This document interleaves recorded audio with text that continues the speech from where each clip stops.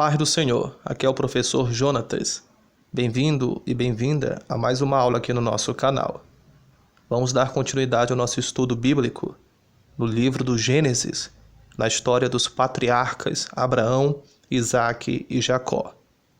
Vimos na aula anterior que Jacó teve que fugir da sua casa para não morrer na mão do seu irmão Esaú, devido ao engano que Jacó cometeu ao seu irmão e ao seu pai Isaque.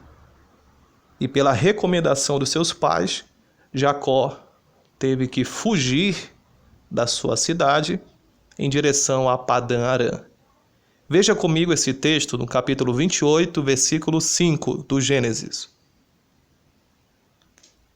Assim, Isaque despediu Jacó, que se foi a Padã-Arã, a casa de Labão, filho de Betuel, o arameu, irmão de Rebeca, mãe de Jacó e de Esaú. Perceba que essa despedida se fez necessária e foi muito dramático, porque Jacó não veria mais a sua mãe Rebeca e iria passar muitos anos sem ver o seu pai Isaque. Só na terra de Padã-Arã ele iria passar cerca de 20 anos. Ele voltou a ver seu pai Isaque ao sepultá-lo, juntamente com seu irmão Esaú.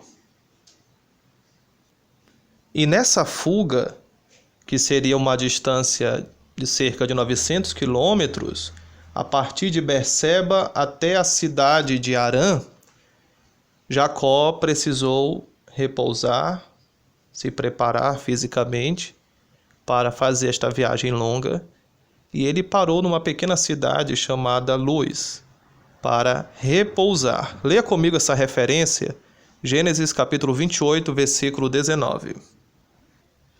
E ao lugar, cidade que antes se chamava Luz, deu o nome de Betel. Então perceba que esse local que Jacó escolheu para repousar, antes de dar sequência à sua viagem, se chamava Luz. E ele mudou o nome para Betel, desta cidade. A pergunta que eu faço: o que motivou Jacó a mudar o nome da cidade para Betel? Veja o versículo 10 desse mesmo capítulo 28. Jacó partiu de Berseba e seguiu para Harã. Quando chegou a certo lugar, ali passou a noite, porque o sol já se havia posto. Pegou uma das pedras do lugar, fez dela o seu travesseiro. Perceba que foi o primeiro travesseiro da história, né, irmãos? E se deitou ali mesmo para dormir. Versículo 12. E sonhou. E eis que estava posta na terra uma escada, cujo topo atingia o céu, e os anjos de Deus subiam e desciam por ela.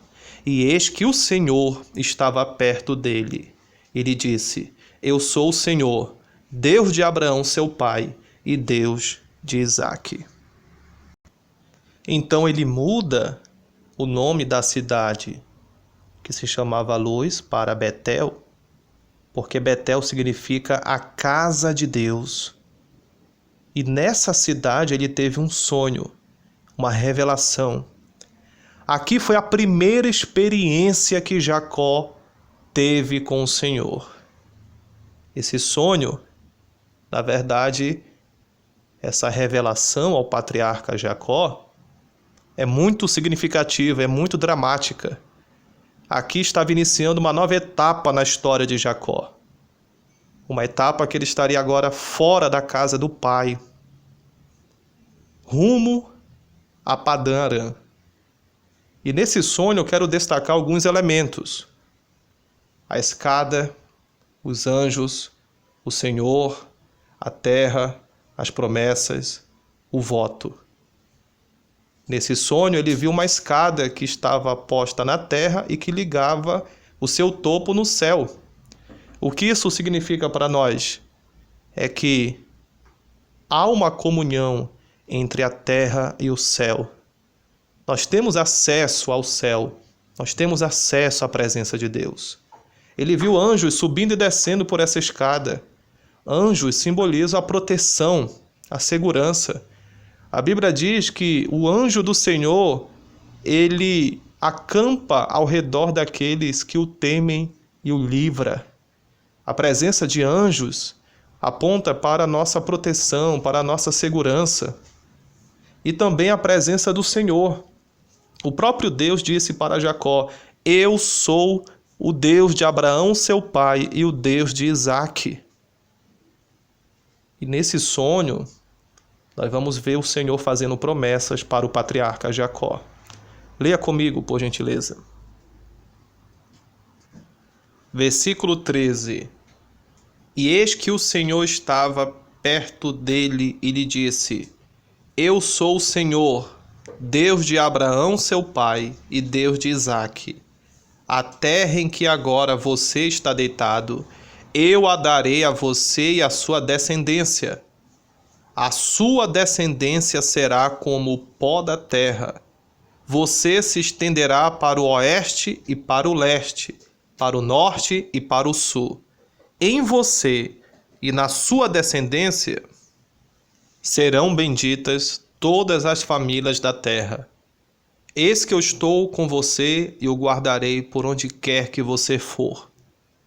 Farei com que você volte para esta terra, porque não o abandonarei, até que se cumpra aquilo que lhe prometi. Quando Jacó despertou do sono, disse: na verdade, o Senhor está neste lugar, e eu não sabia. Perceba que Jacó precisava desta confirmação, porque ele ainda tinha dúvidas. Olha o versículo 16. Ele não sabia que o Senhor estava ali naquele lugar com ele. Jacó precisava que o fato dele ter sido chamado para ser herdeiro da promessa, ele precisava que este fato fosse confirmado. E o Senhor confirmou ao patriarca Jacó. E no versículo 17 ele disse: quão temível é este lugar! É a casa de Deus, a porta dos céus. Então perceba que ele vai mudar o nome da cidade de Luz para Betel. Betel significa a casa de Deus, a presença de Deus. Não é que aquela terra ali, especificamente, fosse a casa de Deus, mas o ambiente que ele estava, ou seja, a presença do Senhor, era com Jacó.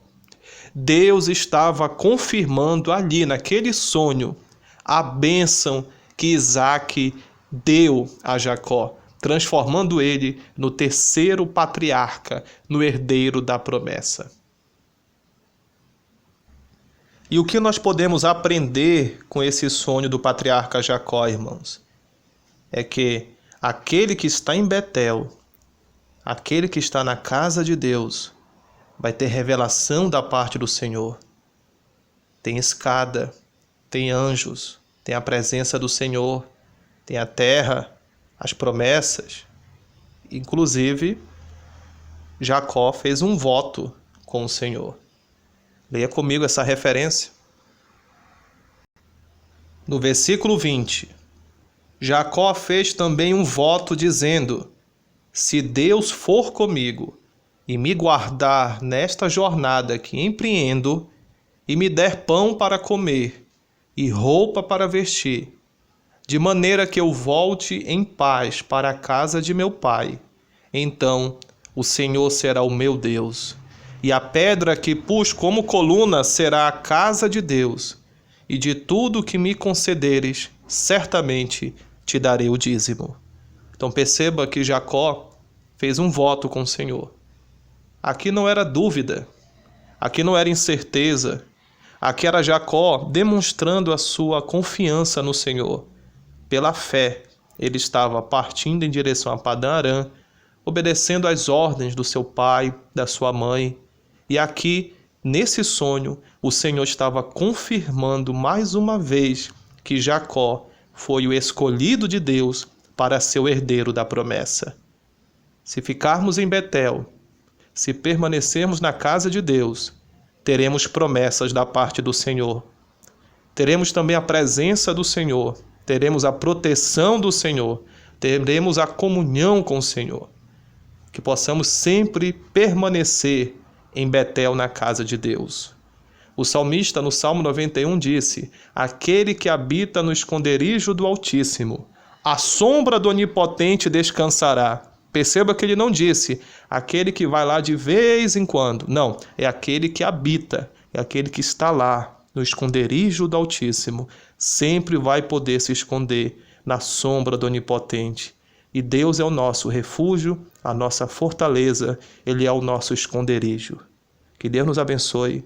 Até a próxima aula.